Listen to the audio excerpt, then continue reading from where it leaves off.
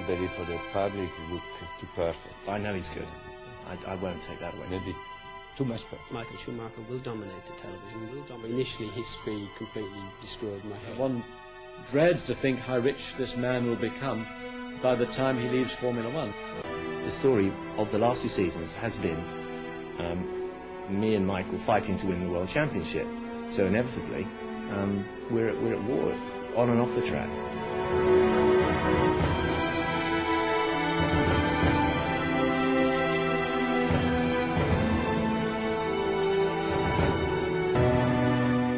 It's difficult for anybody driving next to Michael because he's quick, you know, and when you're somebody so quick, I believe everybody have the same difficulty next to Senna. He's very, very hurried. He is an achiever. He's ambitious. He's enormously aggressive, and he is there to win.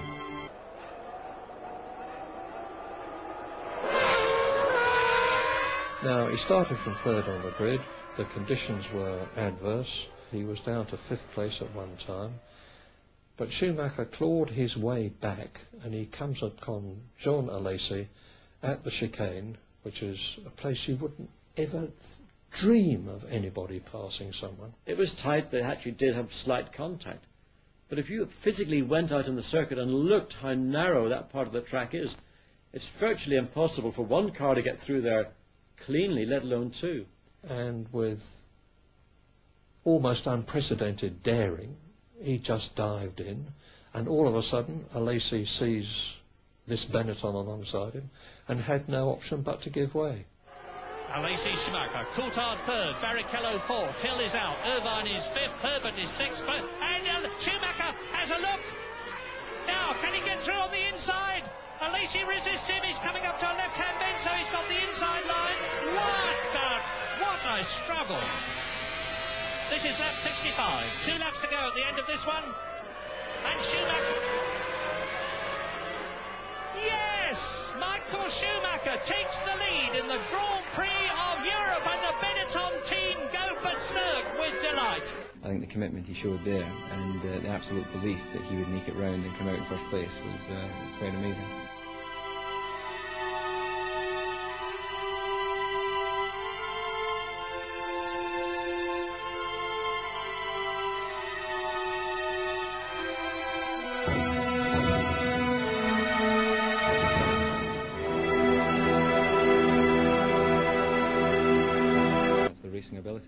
I think Estoril was a very interesting example of Michael's thinking as a racing driver, because we weren't as strong as Williams at Estoril, but it was critical we finished and tried to beat Hill.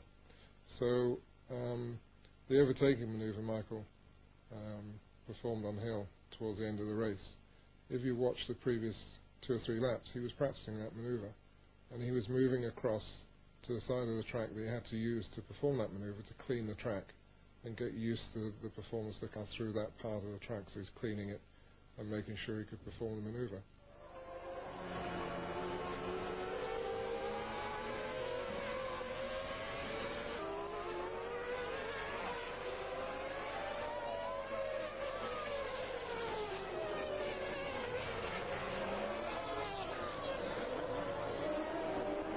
He never really seeked advice as such. He loves to talk about things and see what people think about it. And then he reflects on it and he sort of makes up his mind then, you know. He's not seeking advice as such, you know. He wants to know a few things sometimes, but that's not conclusive for him. Then he has to brood on it and think about it, and then he comes up with his own conclusions. Schumacher is unnatural when it comes to appearing on television. I don't know if he's had much coaching or not, but he actually is quite comfortable on TV and he's very effective. I think having English as a second language has served him well because he speaks very simply. He also has very gentle tones and quite nice gestures, so he's a winning personality on TV.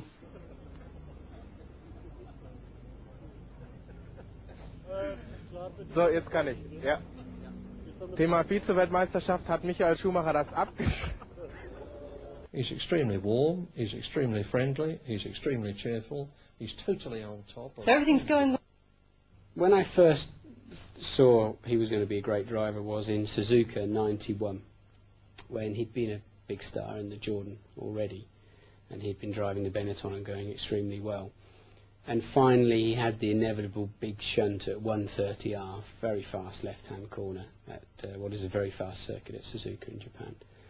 And he backed it into the wall, gearbox first, and quite a lot of damage. And I thought, okay, now we're going to see. You know, he's had his first shake-up. He's just, as we all have done, realised that Formula 1 cars are that bit faster, are that bit heavier, and you're going to, you have very big accidents. And I watched quite closely after that. And a little while later, he was out in the T car, and his very first flying lap in the T car was quicker than any lap he'd done so far that weekend, even before he shunted. So that was quite clear. He had the confidence to overcome a big accident and just get straight back on the pace again. And it was that point I realised how special he was going to be.